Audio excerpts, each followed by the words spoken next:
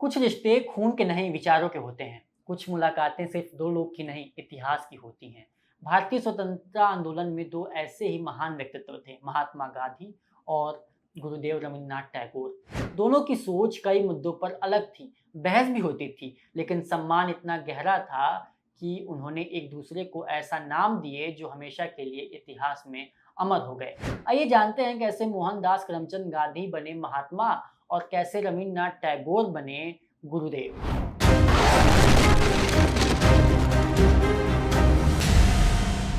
नमस्कार, मैं हूं पुष्पेश राय और आप देख रहे हैं बोले भारत का खास शो आज का इतिहास।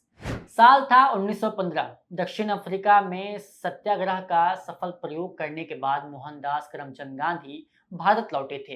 देश उन्हें जानने लगा था, लेकिन अभी वे महात्मा गांधी नहीं बने थे।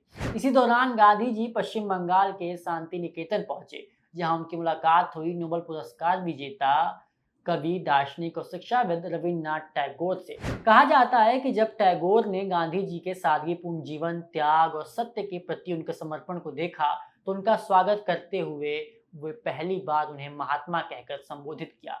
महात्मा यानी महान आत्मा। यही वो क्षण था जिसके बाद ये संबोधन धीरे धीरे पूरे देश में फैल गया और मोहनदास करमचंद गांधी हमेशा के लिए महात्मा गांधी बन गए। लेकिन इस कहानी का सबसे खूबसूरत मोड़ अभी बाकी था। गांधी जी ने उसी क्षण झुककर रवींद्रनाथ टैगोर के चरण स्पर्श किए और उन्हें गुरुदेव कहकर संबोधित किया। गुरुदेव यानी वो गुरु जो केवल शिक्षा ही नहीं, जीवन के मार्ग भी दिखाए। इसके बाद इतिहास में ये दोनों नाम हमेशा के लिए दर्ज हो गए, महात्मा गांधी और गुरुदेव रवींद्रनाथ टैगोर। दिलचस्प बात यह है कि दोनों के विचार हमेशा एक जैसे नहीं थे। चरखा, राष्ट्रवाद, शिक्षा और आधुनिकता जैसे कई मुद्दों पर दोनों के बीच खुली बहस भी हुई। टैगोर ने गांधी जी की कुछ नीतियों पर सवाल उठाए और गांधी जी ने भी अपने विचार पूरे सम्मान के साथ रखे। लेकिन मतभेद कभी मनभेद नहीं बने।